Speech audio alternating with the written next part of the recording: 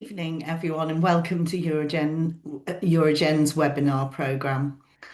Just before we get started, I'd like to take a couple of minutes to explain a little bit about what EUROGEN is and does.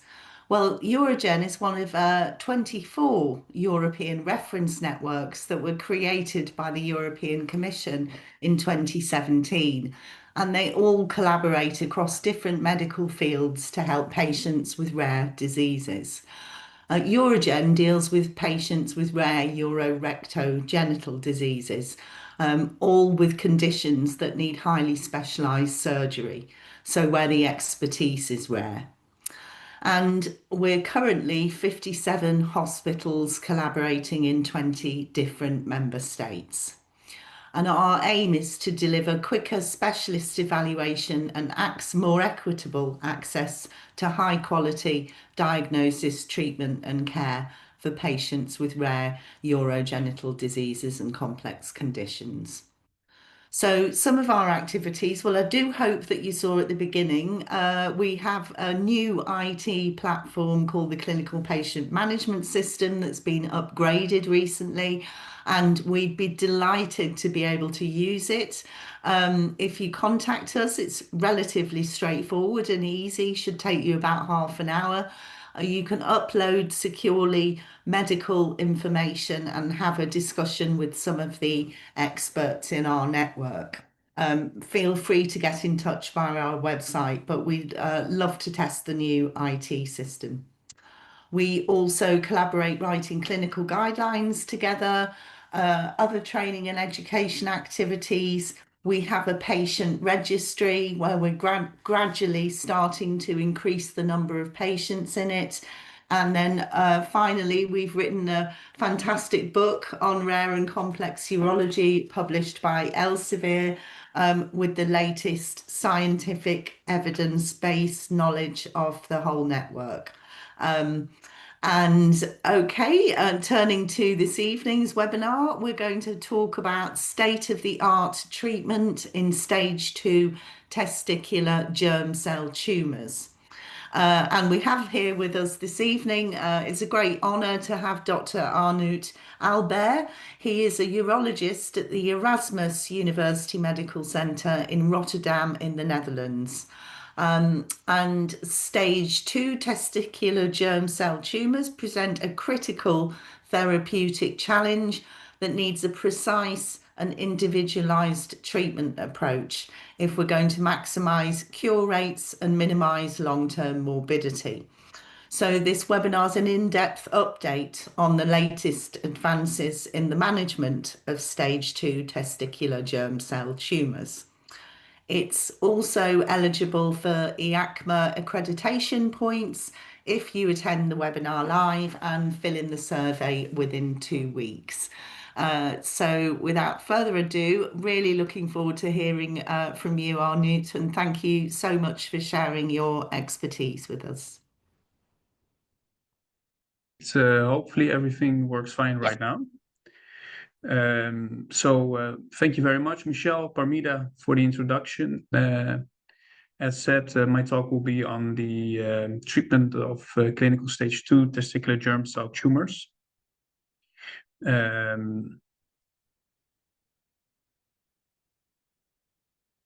have no specific conflict of interest to declare. So just a short introduction on testicular germ cell tumors. Testicular cancer is a rare cancer. That is why it is one of the topics within EUROGEN. The incidence in Western countries is 3 to 10 in 100,000 men per year. Men diagnosed with testicular germ cell tumors are usually aged 18 to 45 years old. So it's the typical AYA population, and within this population, these men, testicular cancer is actually the most common cancer.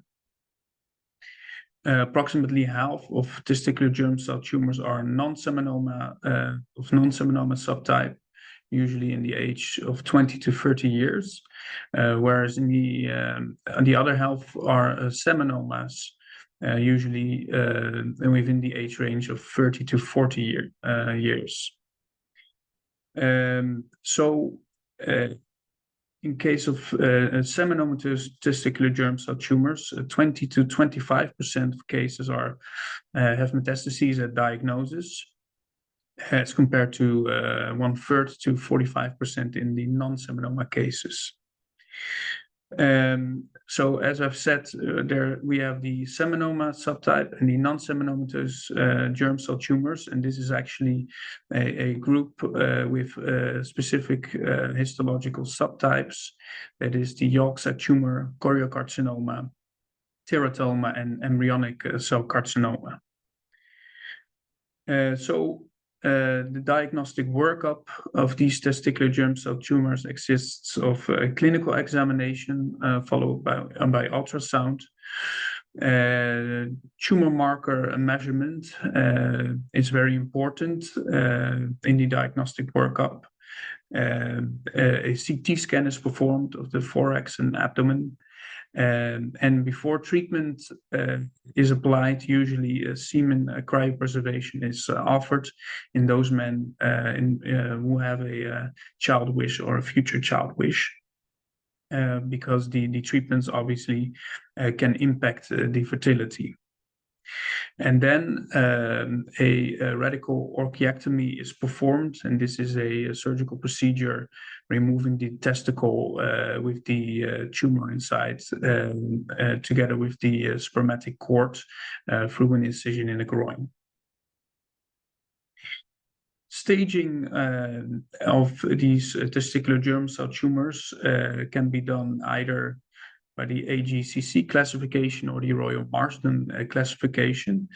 And these classifications are basically similar in the sense that stage 2 disease, there is metastases, lymph node metastases that are always present in the back of the abdomen, the so-called retroperitoneum, below the diaphragm. So stage 2 disease, metastases in lymph nodes below the diaphragm, abdominal metastases. In stage 3 disease, there's already lymph node metastases above the diaphragm in the thorax, or there's distant metastases elsewhere, for example, the lungs or the liver. So right now for this talk, we will focus on clinical stage 2 disease. As I've said, metastases in the back of the abdomen. And there's a subclassification of stage 2 disease into stage 2A, where the regional lymph nodes are up to 2 centimeters, no more than 5 lymph node metastases. Whereas in stage 2B disease, the lymph nodes can already be larger than 2 centimeters, between 2 and 5 centimeters. And in stage 2C disease, lymph node metastases are larger than 5 centimeters. The standard of care treatment in clinical stage 2 non-seminoma consists at first of a radical orchiectomy, removing the testicle with the tumor, followed by treatment for the metastatic disease. And standard of care, golden standard treatment, consists of chemotherapy with PEB, that is platinum with etoposide and bleomycin, and usually 3 cycles of PEB are administered in clinical stage 2 disease. And the alternative is 4 cycles of PEE, leaving the bleomycin out. Radiotherapy, as opposed to in seminomatous disease, is not an option in non-seminoma. And if lymph node metastases persist after the chemotherapy, that is, if there's residual masses on the CT scan of 1 centimeter or more, then a surgical resection is following the chemotherapy, removing these retroperitoneal masses. In clinical stage 2 seminomatous disease, again, a radical orchiectomy is performed at diagnosis, followed by the same golden standard chemotherapy of 3 cycles of PEB or 4 cycles of PE. However, there's also the alternative to administer radiotherapy instead of chemotherapy. This is a non-inferior treatment in terms of the oncological efficacy in stage 2 seminomatous disease. And the radiotherapy is administered to a standard template alongside of the aorta and the iliac lymph nodes, so-called dogleg radiotherapy template with boosting on the involved lymph nodes. In clinical stage 2A disease, vertigray is administered with a 5-year recurrence-free survival of 92%. So excellent oncological efficacy. In clinical stage 2B disease, 36-gray is administered, again with a 5-year progression-free survival of 90%. And there's also the option in our EU guidelines to include 1 cycle of chemotherapy alongside the radiotherapy. A surgical resection of masses after chemotherapy is seldomly performed in seminoma as compared to non-seminomatous disease. There's only an indication to remove these masses if there's an enlargement persistently of 3 centimeters or more. And usually when these lesions are resected, no vital cancer is found in these lesions. So as I've said, the standard of care, especially chemotherapy for metastatic testicular germ cell tumors, is actually very effective. So for the clinical stage 2 disease, most of these cancers have a good prognosis with a 5-year overall survival, as you can see, of 96% in non-seminoma and 95% in seminoma. Specifically for the clinical stage 2 disease only, the 5-year overall survival is even better. So excellent oncological efficacy for these metastatic testicular germ cell tumors of the chemotherapy. However, the chemotherapy has a toxic profile, and acute toxicity can occur with GI toxicity, hair loss, mucositis, polyneuropathy, and also hearing loss. And it can be bone marrow depression with anemia, leukopenia, and a specific toxicity of organ systems as well. Moreover, there can also be late effects of the treatments administered to patients with stage 2 testicular germ cell tumors. As you can see in this large population-based study from Norway, there was an excess non-testicular cancer-related mortality of no less than 20% as compared to the general population. So this is quite significant, and this accounts for both the chemotherapy as well as the radiotherapy, and especially for those patients who have received both of these treatments. And this excess mortality is caused by cardiovascular disease as well as secondary cancers. And both in chemotherapy and radiotherapy testicular cancer patient survivors. And what was also shown was that the non-testicular cancer mortality increased with the number of cycles of cisplatin-based chemotherapy from 3 cycles and on towards 4 and even more cisplatin-based chemotherapy cycles. significantly increase the non-testicular cancer mortality. So this means that treatment de-escalation is needed to prevent this non-testicular cancer-related morbidity and mortality. And the goal will be to maintain oncological efficacy with new treatment approaches while minimizing treatment burden and toxicity for testicular cancer patients. And surgery, this RPLND surgery, could play a role in treatment de-escalation. So as I've said, surgery definitely has a role in post-chemotherapy residual masses, specifically for non-seminomatous disease. There's an indication to remove testicular or enlarged lymph nodes of 1 centimeter or larger.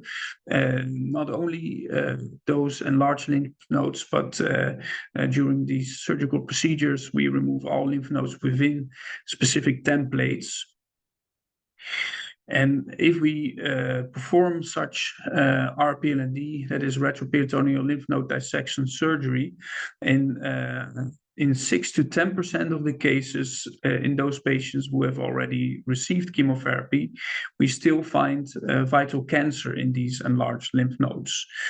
In 50% of the cases, mature teratoma is found in the RPLND specimen. Mature teratoma also has to be removed as it has the potential to grow, invade, and cause symptoms by doing so, but also to differentiate in secondary non-germ cell malignancies that are very aggressive and have no standard systemic treatment. And in 40% of the cases in the RPLND specimen, necrosis or fibrosis is found. As I've said, seldomly for non-seminomatous residual masses after chemotherapy, RPLND surgery is performed, but this is seldomly needed. And this RPLND surgery is a complex surgery and needs centralization to expert centers. So over here you can see a small example of residual masses after chemotherapy. In this case, quite bulky masses encasing the caval vein. And these masses need to be resected with an open RPLND surgical procedure. Over here you can see the actual procedure performed in our center where the bulky muscles were removed.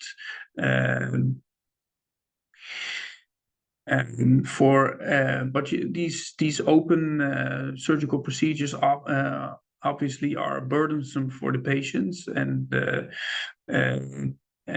if possible, we prefer to perform a robotic RPLND surgery, minimally invasive surgery that are usually less burdensome for the patients. The indications for the robotic RPLND procedure are primary RPLND procedure in patients that have not received chemotherapy yet. Also, the less complex post-chemotherapy RPLND procedures can be performed robotically. Smaller lesions without, for example, large vessel invasion can be removed, minimally invasive. In case of unilateral disease, so at one side of the large vessels, we can perform a robotic procedure. And in tumors with a clinical stage 2A/B, so up to 5 centimeters, we prefer to perform a robotic procedure. So just quickly mention what the position of the patient is during these robotic procedures. So there's either the option to perform the procedure in flank position, and that is what we usually do in our center, similarly to kidney surgery, or to perform the procedure in supine position, with the patient in anti-Trendelenburg position with port placement similar to a robotic cystectomy or prostatectomy. So over here you can see what our port placement is in our center with 5 small incisions in flank position for the robotic procedure. So, as I've said, the robotic procedure is usually well tolerated with less blood loss, median 100 cc as compared to the open RP&D procedure, a shorter hospital stay. Patients usually go home after 1 day in our center, as compared to 3 to 4 days with the open procedure. There's comparable oncological outcomes if you select a case as well, if performed by experienced surgeons. So, as I've said, we perform the robotic procedure if possible, but a strict selection of cases is needed, and approximately half of the cases nowadays we do robotically in our center. So, treatment de-escalation in non-seminomatous disease, a primary minimally invasive RP&D could be an option instead of chemotherapy. And this is actually what the EAU guidelines already recommend in clinical stage 2A disease with negative tumor markers. So, as I've said, enlarged lymph nodes up to 2 centimeters, no more than that, with negative tumor markers in the laboratory. And our guidelines recommend to repeat a CT scan, and if there's persistent marker negative stage 2A disease, a RP&D is recommended. However, for stage 2B disease with negative tumor markers, there might also be efficacy of an RP&D instead of a chemotherapy first approach. And the question is whether there will be a role for such a treatment algorithm in stage 2B disease. In stage 2 disease with tumor markers with positive, primarily RP&D is definitely not recommended. So, recently a systematic review was performed, including all studies in which primarily RP&D was performed in clinical stage 2 non-seminomatous disease, regardless of the diameter of the lymph nodes and whether or not tumor markers were elevated. And a total of 835 men were included in this systematic review. A substantial heterogeneity was seen in terms of the tumor markers and tumor marker levels in the included patients, as well as the size and the number of involved lymph nodes, the surgical templates, and the whether or not adjuvant chemotherapy was administered. Thus, pooling of the data, meta-analysis was not an option. However, what was seen was that in the RP&D cases without adjuvant chemotherapy, a recurrence rate was seen varying from 12 to 40%. And in those patients who had received an RP&D and adjuvant chemotherapy, a recurrence rate of only 0 to 4% was seen within the systematic review. Most of the patients with an elevated tumor markers without adjuvant chemotherapy experienced a recurrence during follow-up. And more recently, a multi-center retrospective cohort study was performed with 617 participating centers, where patients with clinical stage 2 disease non-seminomatous disease, marked negative, who received a primary RPLND were included. That was no less than 305 patients. When looking at the RPLND specimens, 28%, no less than 28% of the patients who had received an RPLND actually had no lymph node metastases in the resection specimen, and 5% of the patients only had teratoma in the lymph nodes. When looking at the recurrence-free survival within the whole cohort in clinical stage 2A disease, the recurrence-free survival at 5 years was no less than 79%, and 76% still for clinical stage 2B disease. In those patients, those 23 patients who had viable cancer within the RPLND specimen, who received adjuvant chemotherapy afterwards, the recurrence-free survival at 5 years of follow-up in clinical stage 2A disease was no less than 95%. And in clinical stage 2B disease, the recurrence-free survival with adjuvant chemotherapy was 87%. And if viable cancer was found, but no adjuvant chemotherapy was administered, in stage 2A disease, still a 5-year recurrence-free survival of 67% was found. In stage 2B disease, a recurrence-free survival of 74% was found without adjuvant chemotherapy in case of viable disease. Logistic regression analysis was performed, which showed that the lymph node diameter, as well as the number of adjuvant chemotherapy cycles, was actually not associated with the recurrence-free survival. So for treatment de-escalation in seminomatous disease, there could be several options. One could be the involved node radiotherapy instead of standard template radiotherapy, combined with one cycle of carboplatin chemotherapy. There's the option of proton radiotherapy instead of photon radiotherapy. And again, primary RPLND could also be an approach for treatment de-escalation in seminomatous disease. So recently, the SAC trial was published, which was a single-arm, multi-center phase 2 trial in 20 German and Swiss centers, where involved node radiotherapy was performed instead of the standard template radiotherapy, combined with one cycle of carboplatin chemotherapy with with 30 gray radiation in stage 2A disease and 36 gray in stage 2B disease.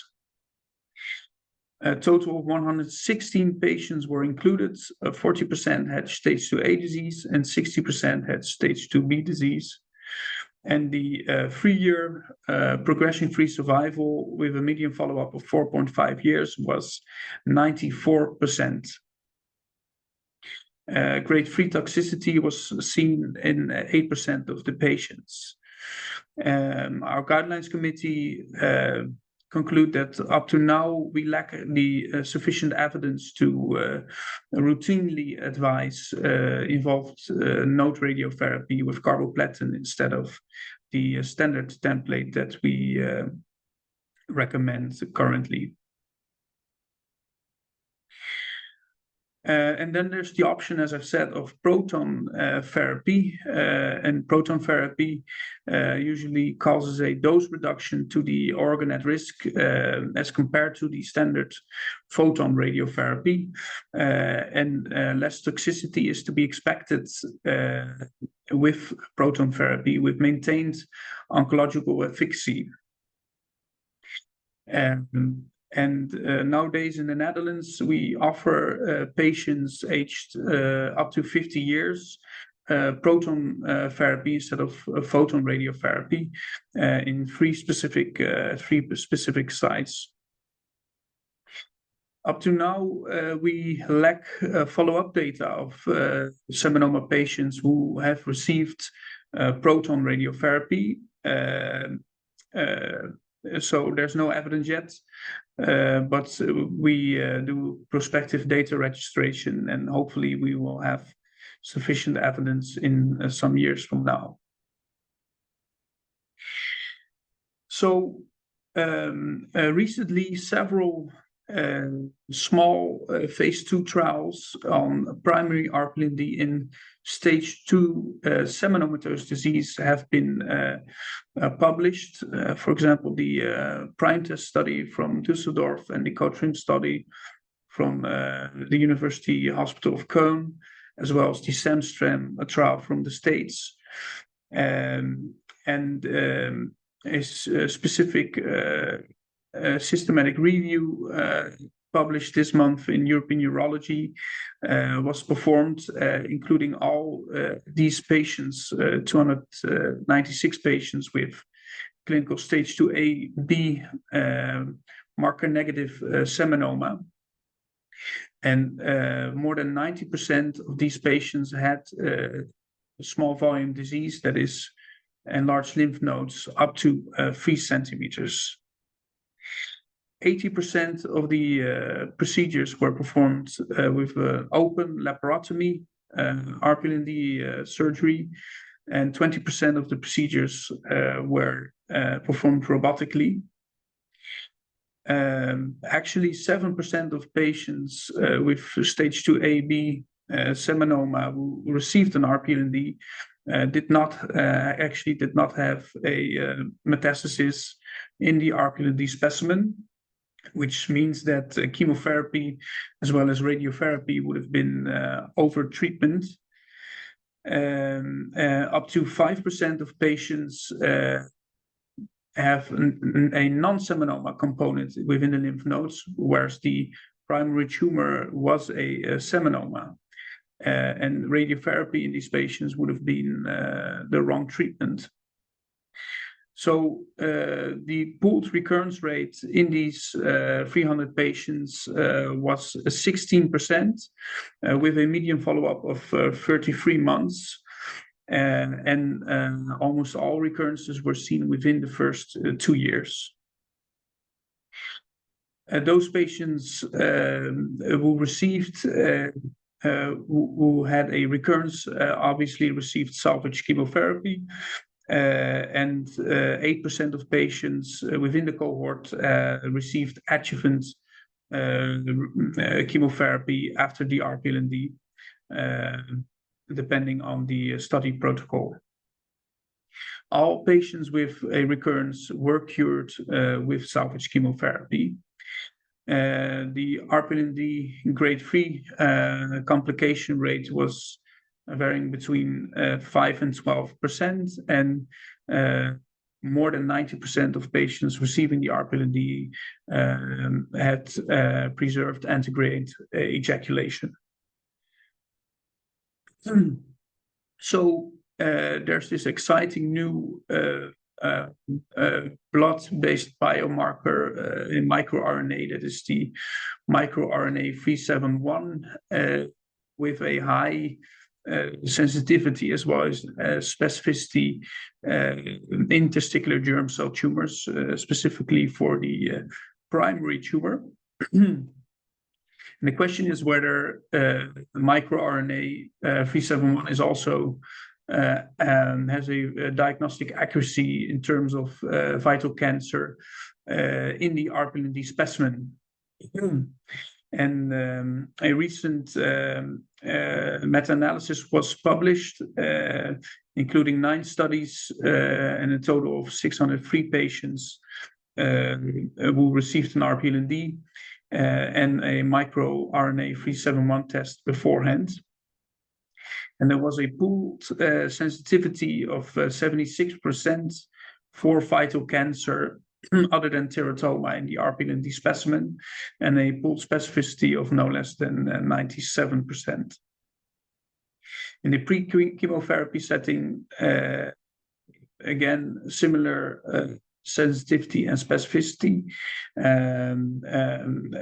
as well as in the post-chemotherapy setting, a relatively high sensitivity of 73% and a specificity of no less than 99%.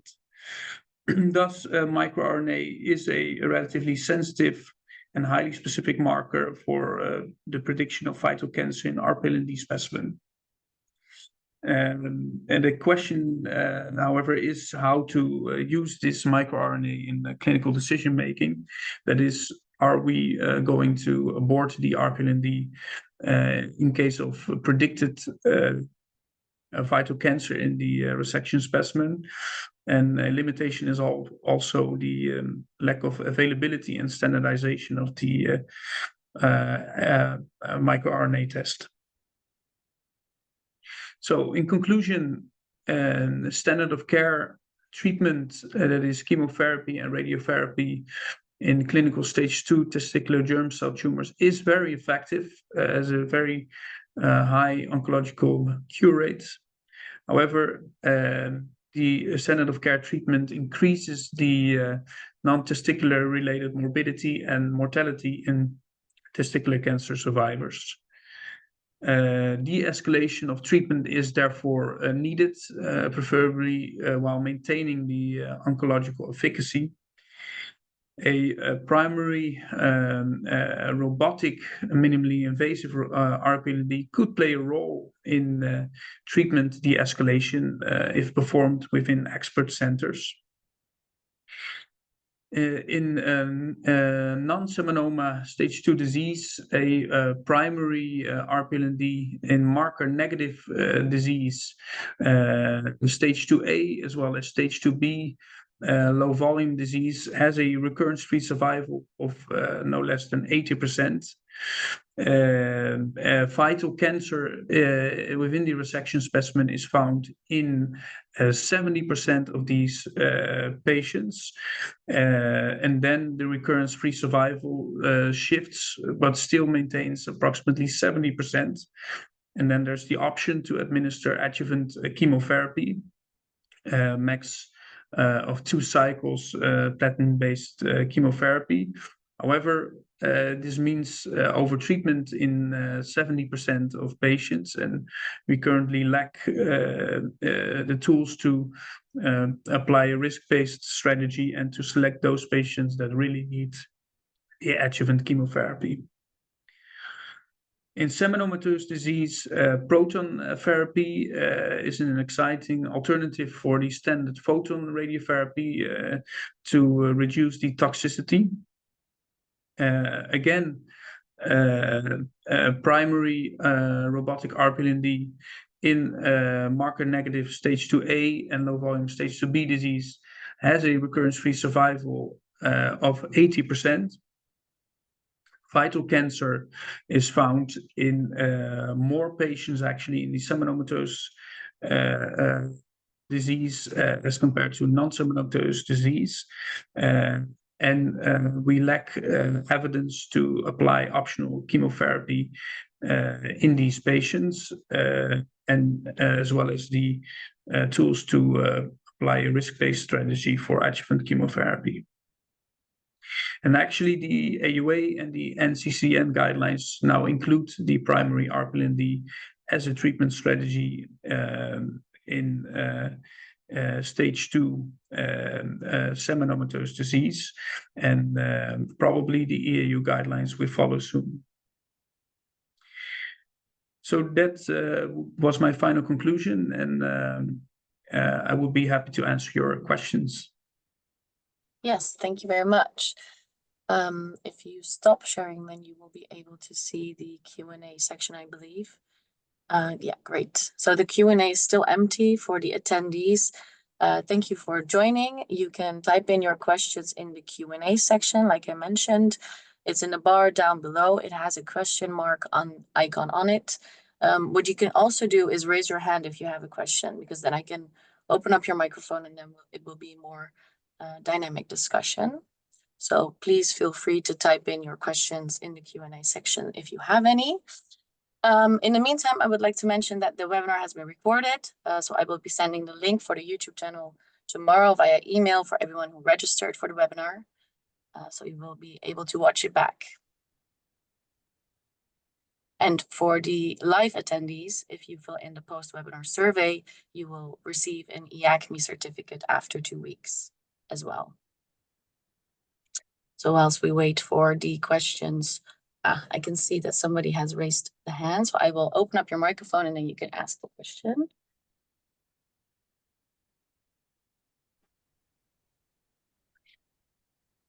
Can you hear me? Yes. Yes, so dit is Talita Suiverom from the Netherlands, Erasmus MC. So Arnout, I was wondering concerning microRNA 371, what do you think is necessary to quickly implement this biomarker in the clinic? Because we know there are always many markers, it always takes years, but this seems so promising. What would you say is needed for this? I think first and foremost, a clear discussion on what the benefits of the marker would be. That is, when are we going to apply it, and when will it actually affect our clinical decision making? And me myself, I fully agree with you that it's a promising marker in the terms of especially the high specificity it has. However, when looking at our treatment strategy, our treatment approach, I'm not sure whether in most patients the test would actually affect our clinical decision making. That is, if you have a negative test, the sensitivity right now still does not exclude a vital cancer at one hand. On the other hand, there can still be teratoma within the RPLND specimen, and therefore you cannot abort the RPLND. On the other hand, if the test is positive, then you can be sure that there's vital cancer in the lymph nodes, but then still, depending on the staging and the number of lymph nodes involved and the diameter of the lymph nodes, in most of the cases, I would still not abort the resection. So thus, yeah, I think in most patients, it would not affect the treatment decision. However, if a patient would definitely prefer the alternative, that is chemotherapy, if it is clear that there's vital cancer within the lymph nodes, it would then affect the clinical decision making. So what I mean is the clinical decision making, we would should be clear on this within the guidelines panel, and then we really need a clear guidelines recommendation. And as soon as we have this guideline recommendation, I think the implementation will be very fast. The microRNA test is not too expensive. It's approximately 200 to 300 euros within most European countries. So it is definitely an option to implement it. Can you still hear me? I Yes. can, yeah.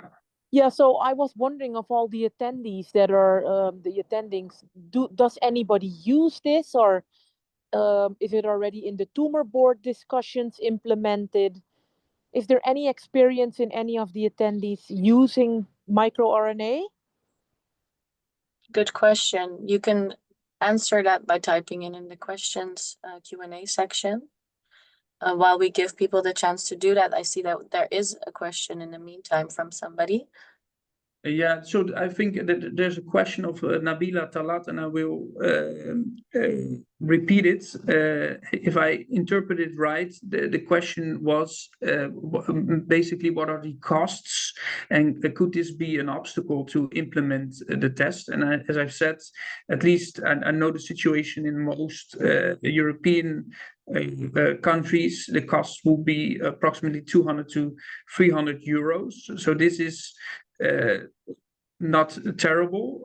It's comparable to the costs of a CT scan, for example. And if you can prevent, for example, a admission and a surgical procedure by doing this test, then it can be really cost effective, in my opinion. So if you buy the kit, the kits where you can do 5 to 6 RNA tests with, the costs are approximately 200 to 300 euros per patient. Thanks. I have a question myself. I'm not very well known in this field, but you mentioned that when you do the robotic surgery RPLND, it is more beneficial than the open. Does laparoscopic then have the same outcomes as robotic? I think it's a very good question, and basically the answer is yes. If performed in an expert center by an expert surgeon with who has already been through the the surgical training, and however the laparoscopic procedure, in my opinion, is even more difficult, especially if there are certain complications that need to be dealt with, as compared to the robotic procedure. So I think the learning curve with the robotic procedure is less, but this doesn't mean that with the laparoscopic procedure you cannot be as effective if you're experienced. And I think the selection of patients for a conventional laparoscopic procedure as compared to the robotic procedure might be even more strict. Meaning that with the robotic procedure, you might be able to do a bit more than with the laparoscopic procedure. But this is just my personal point of view. Mm. But it should be mentioned that the large difference between robotic and the open procedure is just the fact that it's way less burdensome for the patient. Only 1 day admission, almost no blood loss in most of the cases. So this means that the threshold to perform a primary RPLND procedure with the robot is obviously way lower than if you should perform an open procedure. And then it becomes different, and you might opt sooner for example, chemotherapy. Mm. Yeah. I think there's another question by Nabila Talat. Question is how this approach can be tailored in advanced stages, as patients generally present late at our center from far-flung areas.